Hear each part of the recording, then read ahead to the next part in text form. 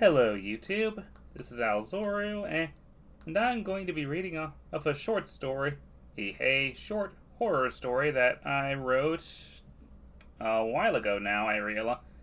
It's like, wow, why haven't I done this sooner? Anyway, let me just get started. I doubt you're here to hear me. You have existential crises over when I may or may not have written a story. This account is translated from a Wyveric source and is told from the perspective of a Wyveri. For you Earth humans, a Wyveri is a small, sapient wyvern person in this world. We will begin this account as the author originally began it. One more thing to keep in mind is that the people of this world, Nafine, keep time differently than we do here on Earth, with their year being the number of years since the invention of recorded history. My name is Aklata. I was a young male at that time, freshly graduated from Kukaripos University in Justina Wunata, having majored in history and archaeology. I was set to explore the homeland region for artifacts that same year, and I almost certainly would have, if not for a death in the family. My father, Bireteko, had died from a heart attack brought on by a nasty hallucination. Shortly before his demise, according to my mother, he was being tormented by hallucinations of a shadowy figure that would follow him everywhere and stare at him for hours on end. This time, the thing got within touching distance and scared my father into a heart attack. I was close with my father, so as you can imagine, I was very sad about his passing. At his funeral, I stared into his face one last time. His horrified expression had been shifted into a neutral one by the priests of Amorini, whom had also adorned his body with a standard jade pendant and green linen death shroud over most of the body. I remembered how he had taken me to ancient ruins in my youth, feeding my love of history even though he was but a simple potter. I had seen local sites, like the old town district of my home city, as well as more distant sites like the ruined temples of the old Featherlands and the great death pit in the warded south. I remembered at the time he took me fishing in Wyvidera's big artificial lake and so much more. It took me months to finally move on properly, especially since my oldest brother also suffered a heart attack mere weeks later, though that was more to do with his high cholesterol than anything else.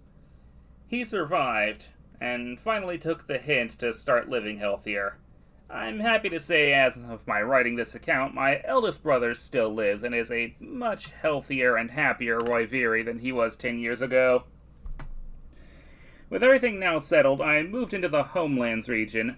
For any foreigners or non-Wyveri, the reason it's called that is because this is where the Wyveri first appeared and gained sapience. It's our ancient homeland, our cradle of civilization. It comprises the eastern portion of the Central Mountains and their foothills, northwest of the Drylands region. Gorgeous mountains, sheer cliffs, old artificial terrace farms. It's everything a Wyveri could ever want.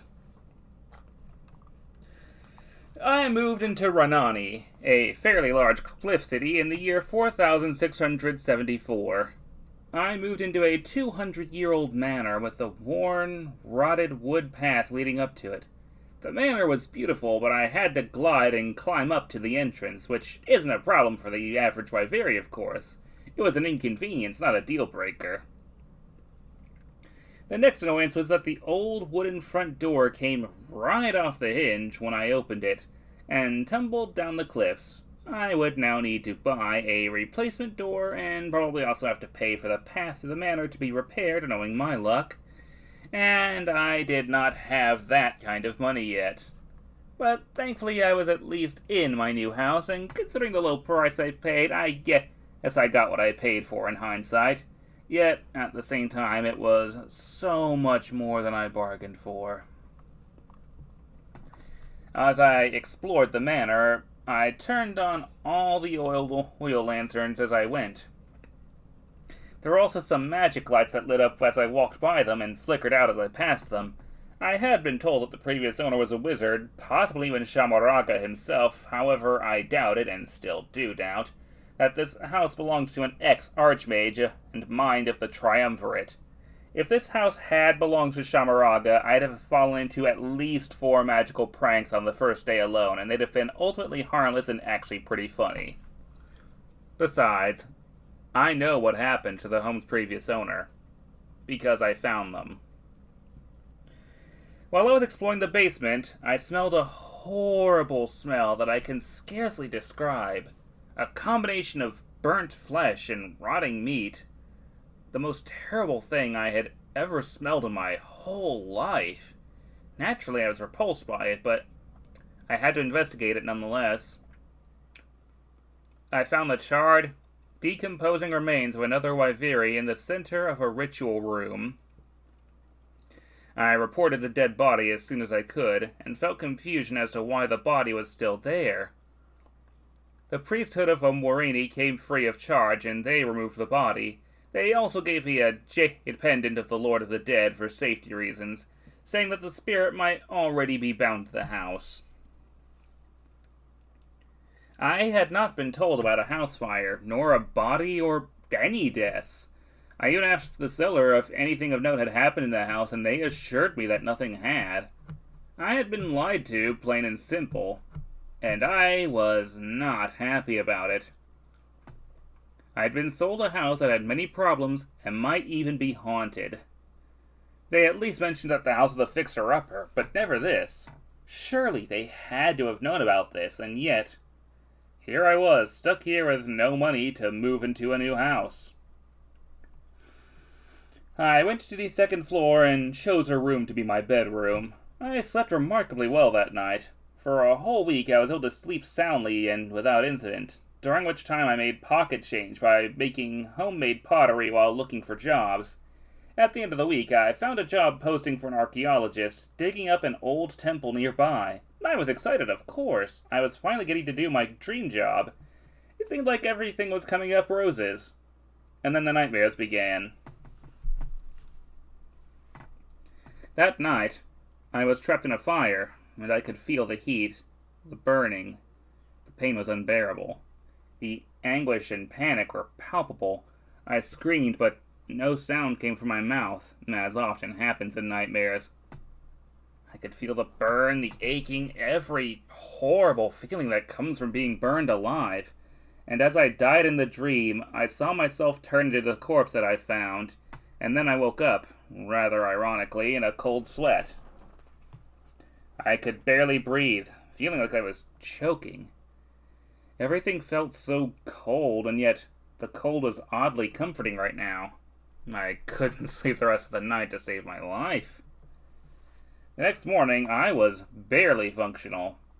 I still left the house and went to the site, but at some point I passed out on the job and got awakened by a colleague who told me to give him one reason not to report me, and I said that I couldn't sleep last night.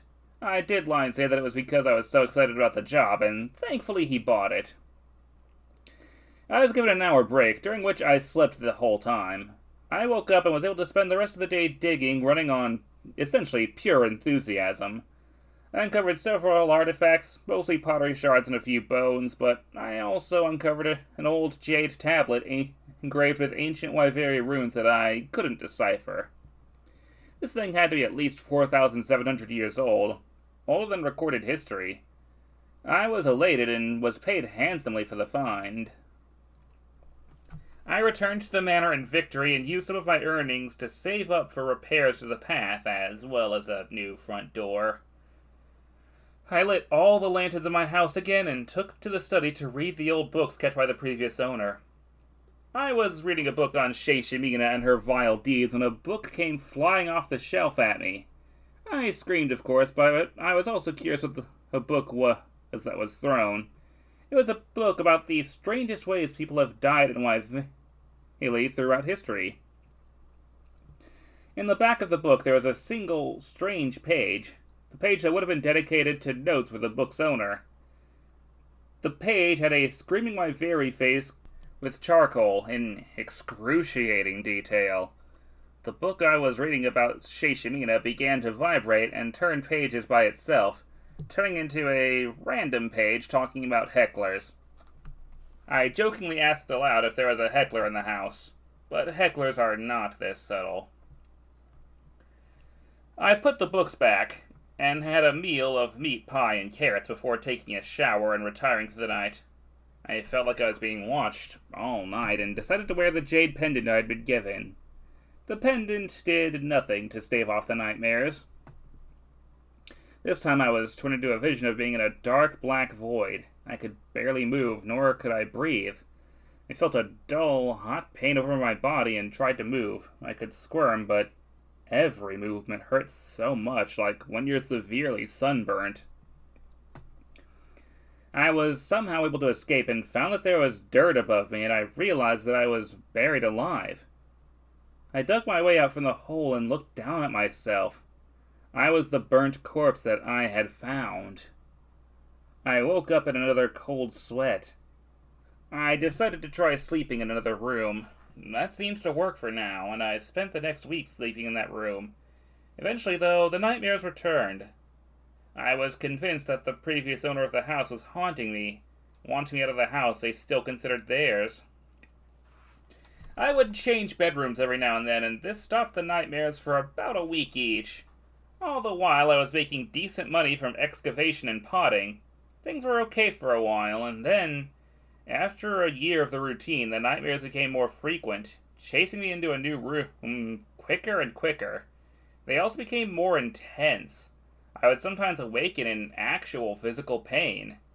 At the very least, I had replaced the front door and repaired the path by then. On the second anniversary of purchasing the house, I smelled that same smell that the body gave off, but all over the house. It was overpowering. It was all I could smell. The lanterns burned with an otherworldly fire, burning out of control. I tried to turn them down, but they wouldn't dim until I quenched the fires completely. I tried to light an oil lamp to light my way, but it also lit far too brightly. Nearly burned my hand lighting the lamp. I took the lamp into the basement and I found the burnt body there, in the basement, sat slumped in a chair, staring at the wall. I growled and grabbed the body and I threw it down the cliff in pure rage. The smell was gone. Each month that year, I would find the body in the basement in various poses and I would try to dispose of it myself. Eventually, a priest of Amorini came to me and asked me about it. Apparently the grave had been disturbed and robbed. I came clean and told him of the monthly visits from the thing and my nightmares. He gasped and turned pale, and then asked me to wait. He returned at the first of the month, when the body always reappears, with more priests of varying faiths, and 4 whole priests of his order, and I took them to the basement where the immolated cadaver waited, standing at the entrance of the room just beyond the door. I screamed and watched the holy men perform their chants and rituals. They stabbed the body with a jade sword and began invoking Amorini, Akhenotyo, Momoshi, and Mylinata, blessing the basement.